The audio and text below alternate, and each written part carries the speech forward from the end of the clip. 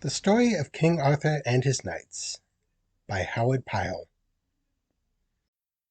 Chapter 5th. How Sir Gawain met Sir Pereus, and how he promised to aid him with the Lady Ettard. Now after that wonderful lady had disappeared from their sight in that manner, those three knights stood for a little while altogether astonished, for they wist not how to believe what their eyes had beheld. Then, by and by, Sir Gawain spake, saying, Sirs, this is a very wonderful thing that has happened to us, for in all my life I never knew so strange a miracle to befall. Now it is very plain that some excellent adventure lieth in where we have seen. Wherefore, let us descend unto yonder valley, for there we shall doubtless discover what that signifies which we have just now beheld. For I make my vow that I have hardly ever seen so terribly powerful a knight as he who just now fought yonder battle.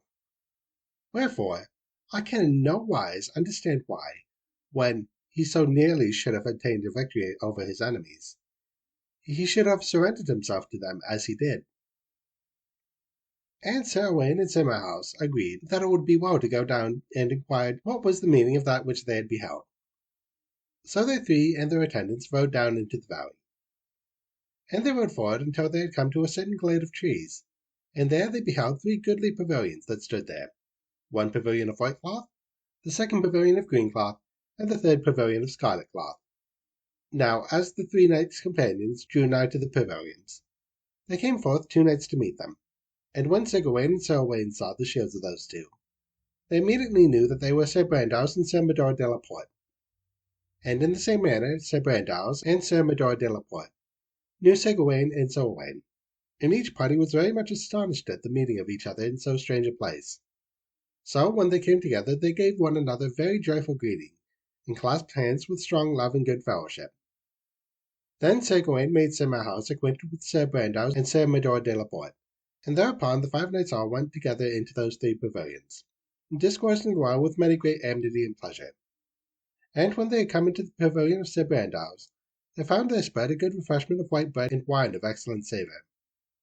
Then after a while Sir Gawain said to Sir Brandiles and Sir Mador de la Porte, Messieurs, we observed a little while ago a very singular thing, for, as we stood together at the top of yonder hill and looked down into this plain, we beheld a single knight clad all in red armour, who did battle with 10 knights, and that one knight in red armour combated the 10 with such fury that he drave them all from before him, though there were so many and he was but one.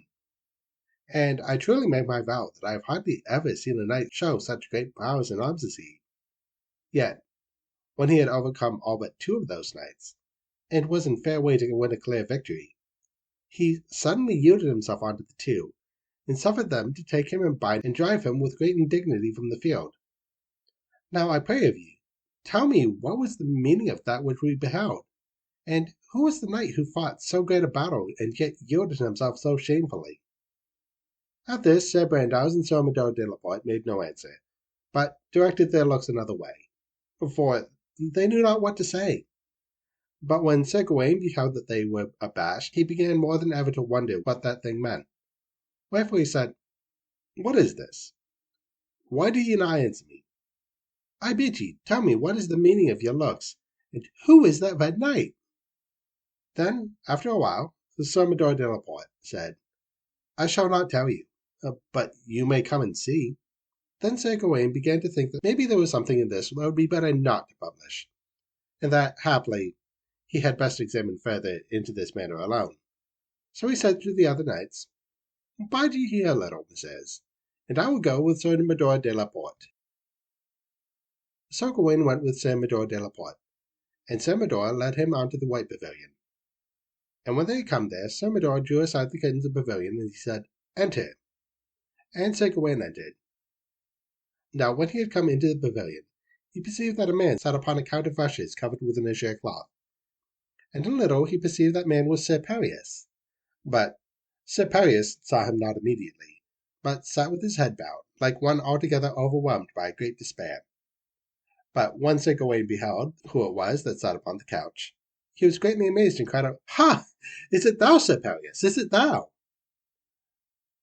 But when Sir Pereus heard Sir Gawain's voice, and when he perceived who it was that spake to him, he emitted an exceedingly bitter cry, and sprang to his feet and ran as far away as the walls of the pavilion would let him, and he turned his face onto the walls thereof.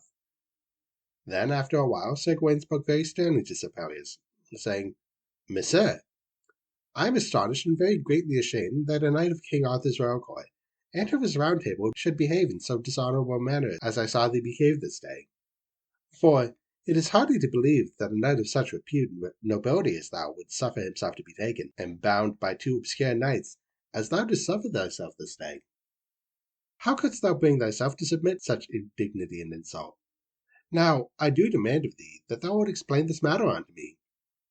But Sir Pelleas was silent, and would not make any reply. Then Sir Gawain cried out very fiercely, Ha! Wilt thou not answer me? And Sir Pelleas shook his head. Then Sir Gawain said, speaking very fiercely, Messire, thou shalt answer me one way or another, for either thou shalt tell me the meaning of thy shameful conduct, or else thou shalt do extreme battle with me. For I will not suffer that thou shalt bring such shame upon King Arthur and his round table, without myself defending the honour and the credit of him or of it. One while thou and I were dear friends, but unless thou dost immediately exculpate yourself, I shall hold thee in contempt, and shall regard thee as an enemy. Upon this Sir Pelleas spake like one unto that was nigh distracted. I will tell thee all.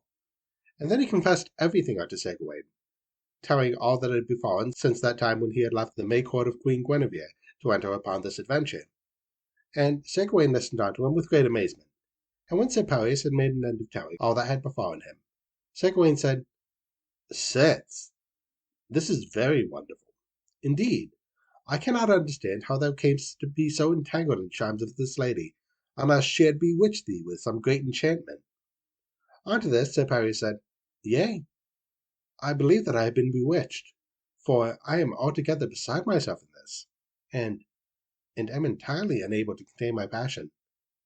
Then Sir Gawain bethought him for a long while, considering that matter very seriously, and by and by he said, I have a plan, and it is this. I will go unto the Lady Ettard myself, and I will inquire diligently into this affair, and if I find that anyone hath entangled thee with enchantments, I will go hard with me, and I will punish that one with great dolour, for I shall not have it that another enchanter shall beguile thee, as one has already beguiled Merlin the Wise. Then Sir Pelleas said unto Sir Gawain, How wilt thou accomplish this matter as to gain into the presence of the Lady Ettard? Thereupon Sir Gawain replied, That I will tell thee. We twain shall exchange armour, and I will go into the castle in thy armour. When I have come there, I shall tell that I have overcome thee in an encounter, and have taken thine armour away from thee. Then they will happily admit me into the castle to hear my story, and I shall have speech with her. Then Sir Pelleas said, Very well, it shall be as thou dost ordain. So Sir Pelleas summoned an esquire, and Sir Gawain summoned his esquire, and those two remained the armour from Sir Pelleas, and clad Sir Gawain therein. After they had done that, Sir Gawain mounted upon the horse of Sir Pelleas, and rode openly into the field where Sir Pelleas had aforetime paraded. Now, it happened that the Lady Ettard was at the time walking upon a platform within the castle walls, from which place she looked down into that meadow. So, when she beheld a red knight parading in the meadow, she thought it was Sir Pelleas come thither again. And at that she was vexed and affronted beyond all measure. Wherefore she said unto those nigh her, That knight vexes me so woefully that I fear me I shall fall in ill vexation if he cometh here many more times. I would that I know how to rid myself of him, for already, and only an hour ago, I sent 10 good knights against him, and he overcame them all with great dispatch and with much dishonour unto them and unto me.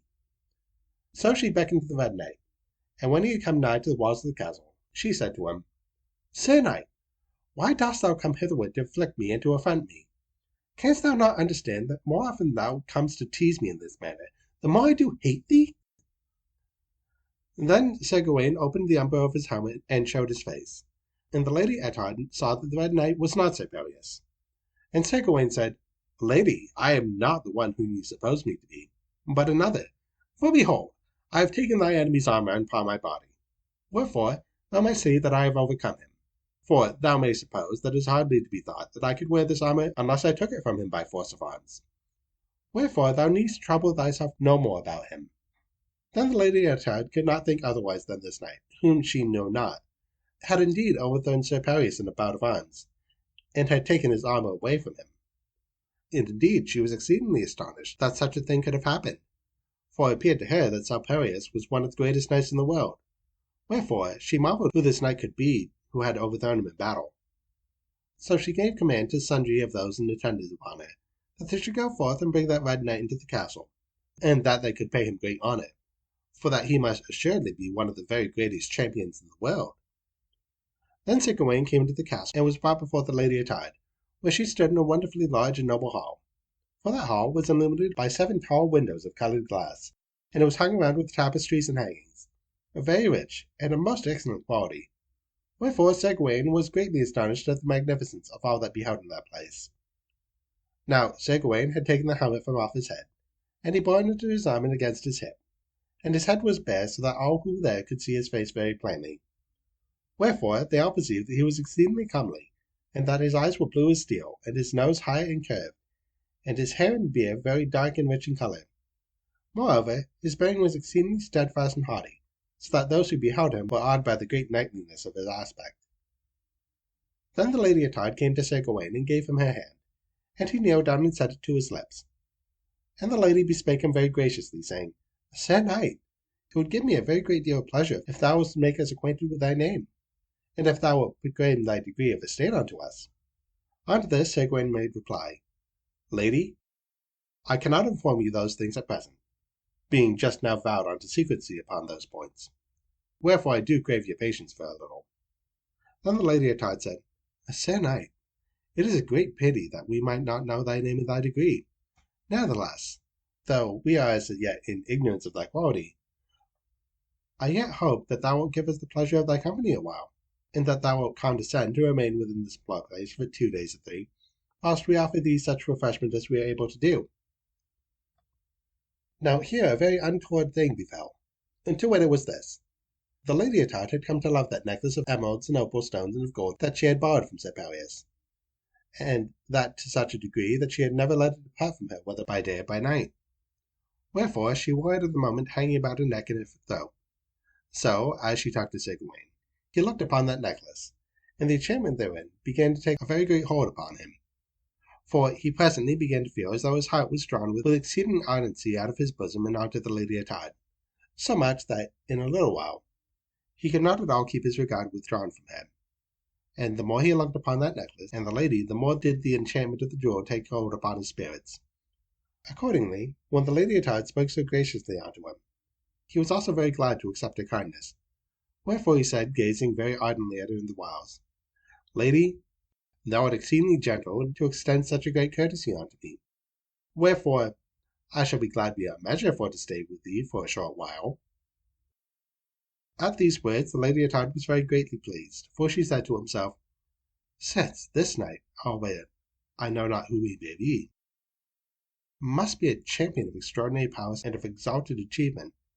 Now if I can persuade him to remain in this castle as my champion, then I shall doubtless gain very great credit thereby, for I shall have one for to defend my right who must assuredly be the greatest knight in all the world. Wherefore she set forth every charming grace of demeanour to please Sir Gawain. And Sir Gawain was altogether delighted by the kindness of her manner. Now Sir Agramore was present at that time, wherefore he was very greatly troubled in spirit, for, in the same degree that Sir Gawain received courtesy of the Lady Ettard, in that same degree Sir Agramore was cast down into great sorrow and distress, so much that it was a pity for to see him. For Sir Agramore said to himself, Aforetime, ere these 4 knights came hither, the Lady Ettard was very kind to me, and was willing to take me for her champion and lord. But first came Sir Pelleas and overthrew me, and now cometh this strange knight and overthrew him. Wherefore, in the presence of such a great champion as this, I am come to be as nothing in her sight. So Sir Agramore withdrew himself from that place, and went on to his closet, where he sat himself down in a great sorrow. Now the Lady Ettard was given command that a very noble and splendid feast should be prepared for Sir Gawain and for herself. And whilst it was preparing, she and Sir Gawain walked together in the pleasance of the castle. For there was a very pleasant shade in the place, and the flowers grew there in great abundance. And many birds sang very sweetly among the blossoms of the trees. And Sir Gawain and the lady walked thus together. The attendants stood a little distance and regarded them, And they said to one another, "Assuredly, this would be a very good thing if the Lady Atard would take this knight for a champion, and if he should stay here in Grandmanson forever." So Sir Gawain and the lady walked together, talking very cheerfully until sunset, and at that time supper was prepared, and they went in and sat down to it. And as they supped, a number of pages, very fair of face, played upon harps before them, and sundry damsels sang very sweetly in accord to that music, so that the bosom of Sir Gawain was greatly expanded with joy. Wherefore he said to himself, "Why should I ever leave this place? Lo, I have been banished from King Arthur's court.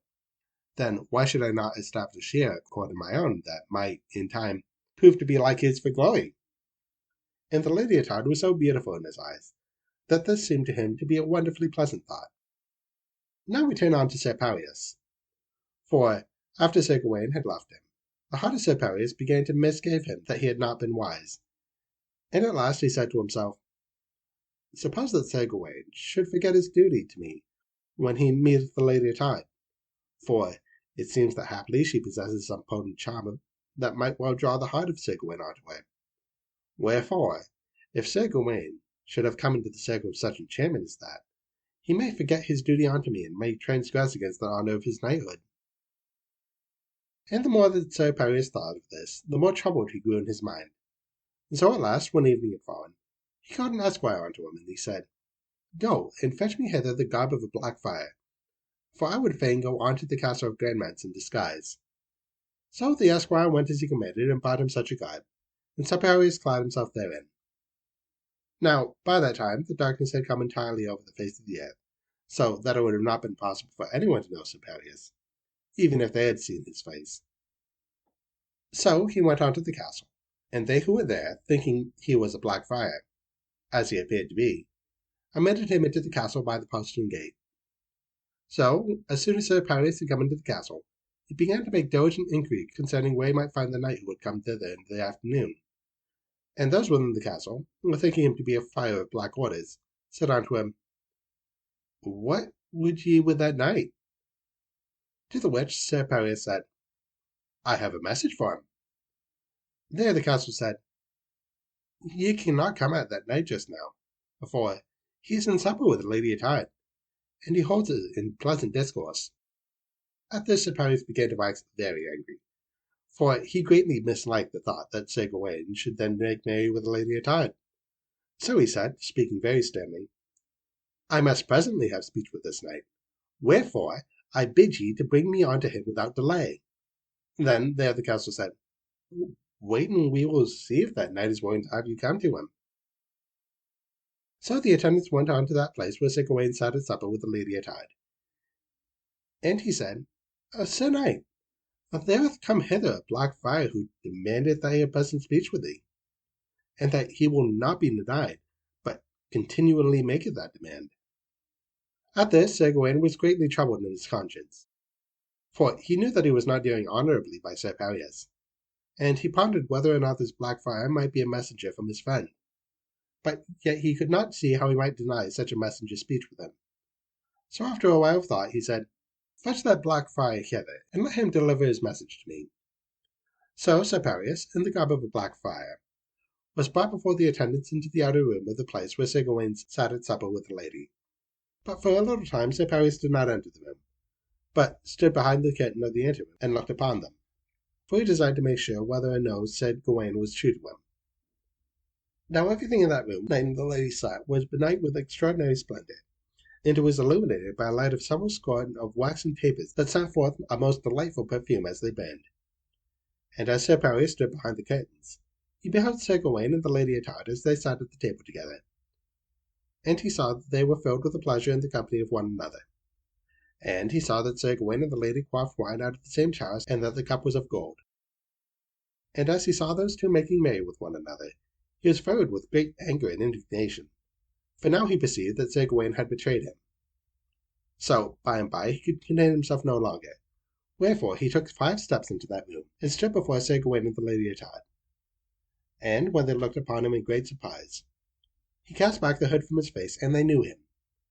Then the Lady Atard shrieked with great vehemence, crying, "I have been betrayed!" And Sir Gawain sat altogether silent, for he had not a single word to say to either the lady or to Sir Pelleas. Then Sir Pelleas came close to the Lady Ettard with such a foul countenance that she could not move for fear. And when he had come nigh to her, he catched that necklace of emeralds and opal stones and gold with such violence that he brake the clasp thereof, and so plucked it from her neck. Then he said, "This is mine, and thou hast no right to it." And therewith he thrust it into his bosom. Then he turned upon Sir Gawain where he sat, and he said, "Thou art false, both unto thy knighthood and unto thy friendship, and thou hast betrayed me utterly." Thereupon he raised his arm and smote Gawain upon the face with the back of his hand so violently that the mark of his finger was left in red across the cheek of Sir Gawain.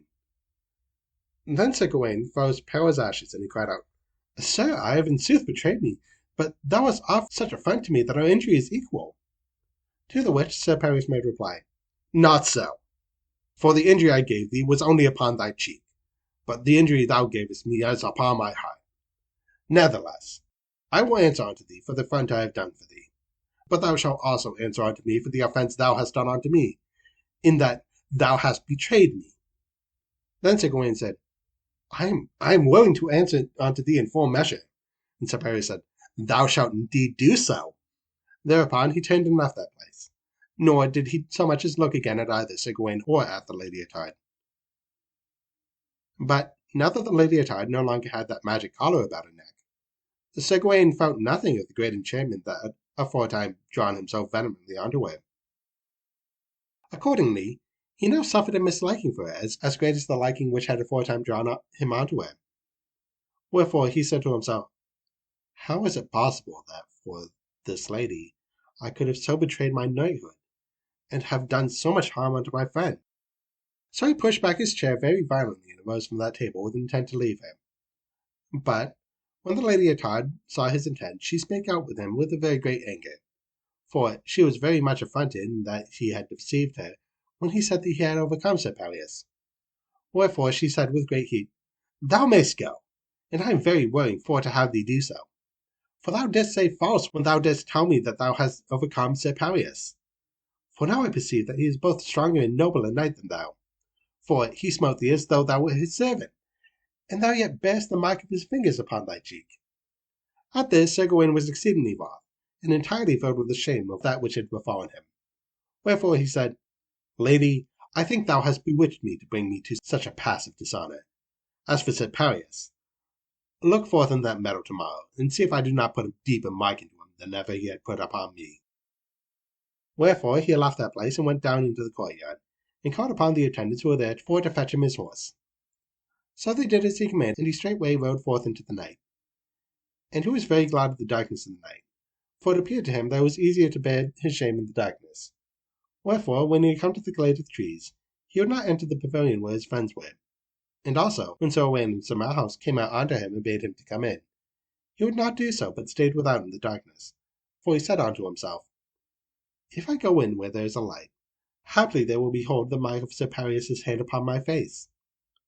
So he stayed without in the darkness, and bade them to go away and leave him alone. But when they had gone, he called his esquire unto him, and he said, "Take this red armor off of me, and carry it into the pavilion of Sir Pelleas, for I hate it." So the esquire did as Sir Gawain commanded, and Sir Gawain walked up and down for the entire night, greatly troubled in spirit and in heart.